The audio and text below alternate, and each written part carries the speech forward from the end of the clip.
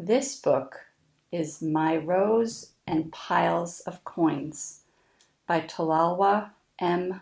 Malel and illustrated by E. B. Lewis. This story takes place in another country.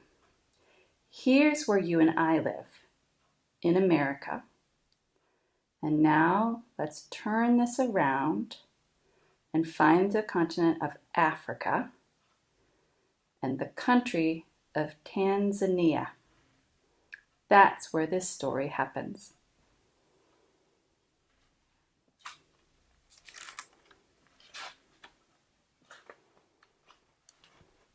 After a good day at the market, my mother, Yayo, gave me 5 whole 10-cent coins.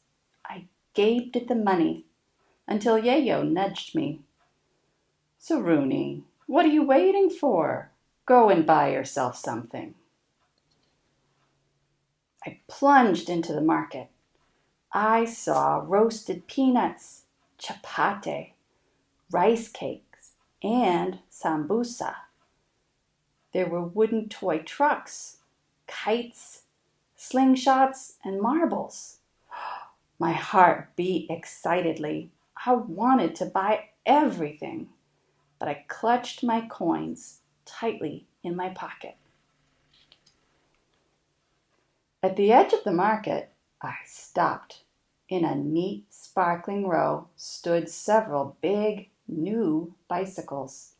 One of them was decorated all over with red and blue. That's what I would buy. For some time now, Murete, my father, had been teaching me to ride his big, heavy bicycle. If only I had a bicycle of my own. A gruff voice startled me. "What are you looking for, little boy?" I turned and bumped into a tall, skinny man who laughed at my confusion. Embarrassed, I hurried back to Yayo.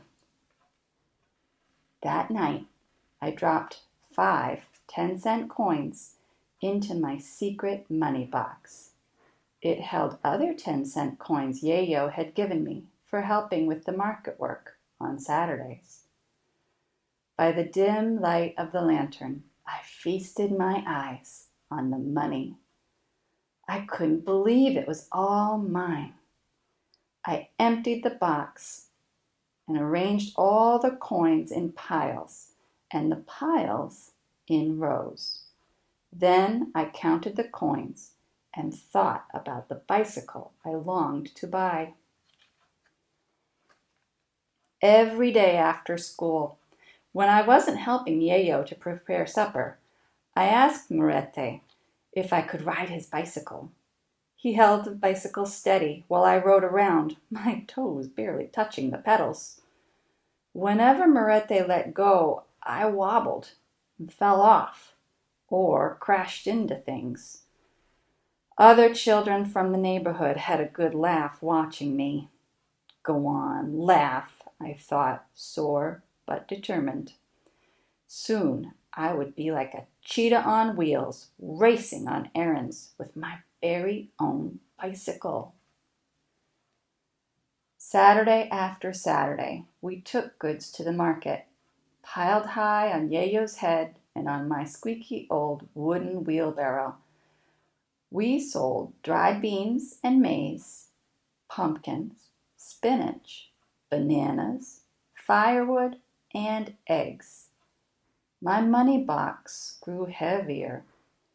I emptied the box, arranged the coins in piles and the piles in rows. Then I counted the coins and thought about the blue and red bicycle. After several more lessons, Murete let me ride on my own while he shouted instructions. "Eyes up! Arms straight! Keep pedaling! Whoa, slow down!" I enjoyed the breeze on my face, the pedals turning smoothly under my feet, and most of all, Yayo's proud smile as she watched me ride. How surprised she would be to see my new bicycle, and how grateful she would be when I used it to help her on market days. The heavy March rains came. The ground became so muddy, nobody went to market. Instead, I helped Yaya with my house chores. When it wasn't raining, I helped Moretti on the coffee farm. We pruned the coffee trees and put fallen leaves and twigs around the coffee stems. Whenever I could, I practiced riding Moretti's bicycle. It stopped raining in June. Not long after, school closed. Our harvest, fresh maize and peas, sweet potatoes, vegetables, and fruit was so big. We went to the market on Saturdays and Wednesdays. My money box grew heavier and heavier. I emptied the box, arranged the coins in piles and the piles in rows. Then I counted the coins and I thought about the bicycle I would buy. A few days later, I grew confident enough to try to ride a loaded bicycle. With Moretti's help, I strapped a giant pumpkin on the carrier behind me. When I attempted to pedal, the bicycle wobbled so dangerously that Moretti, alongside of me, had to grab it. "All right, Saruni, the load is too heavy for you," he said, and I got off. Mounting the bicycle to ride it back to the house, he sighed wearily. "And hard on my bones, which are getting too old for pedaling."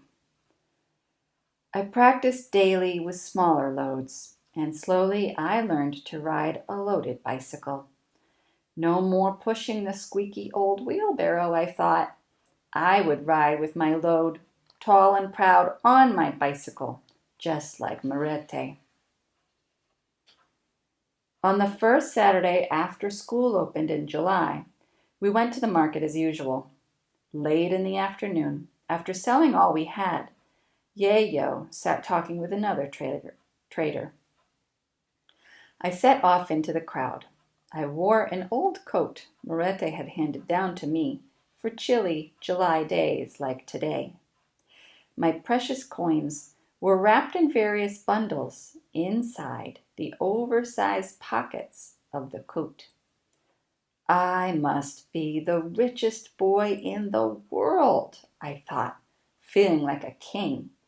I can buy anything.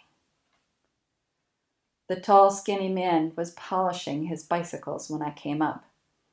"I want to buy a bicycle," I said, and I brought out my bundles of coins. The man whistled in wonder as I unwrapped the money carefully on his table. "How many coins have you got there?"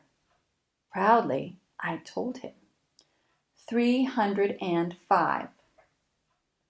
305, he muttered. That's $30.50. He exploded with laughter. "A whole bicycle for $30.50? His laugh followed me as I walked away with my bundles of coins, feeling deeply disappointed. On our way home, Yayo asked what was wrong. I had to tell her everything. "You saved all of your money for a bicycle to help me?" she asked. I could tell she was amazed and touched. "How nice of you." As for the tall, skinny man, she scoffed. "Oi, what does he know? Of course you will buy a bicycle. One day you will." Her kind words did not cheer me up. The next afternoon, the sound of a piki-piki filled the air. Tuk, tuk, tuk, tuk, tuk, tuk, tuk, tuk, tuk. I came out of the house and stared in astonishment. Moretti was perched on an orange motorbike. He cut the engine and dismounted, and then, chuckling at my excited questions about the piki-piki, I headed into the house. When Moretti came out of the house, Yayo was with him, and he was wheeling his bicycle. "I want to sell this to you for $30.50. He winked at me. Surprised, I stared at Moretti. How did he know about my secret money box? I hadn't told him anything. Then suddenly I realized the wonderful thing that had just happened. My bicycle? I have my very own bicycle, I said. And it didn't matter at all that it wasn't decorated with red and blue. Within moments, I had brought Moretti my money box. Moretti gave Yayo the box. Yayo, in turn, gave it to me. Puzzled, I looked from Yayo to Moretti, and to Yayo again. You're giving it back to me? Yayo smiled. It's a reward for all of your help to us. Thank you, I cried gleefully.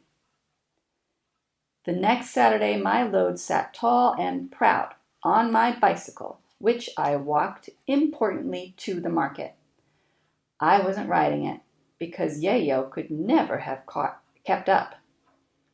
Looking over at Yayo, I wished she didn't have to carry such a big load on her head. If only I had a cart to pull behind my bicycle, I thought. I could lighten her load. That night, I emptied the box, arranged all the coins in piles and the piles in rows. Then I counted the coins and thought about the cart I would buy.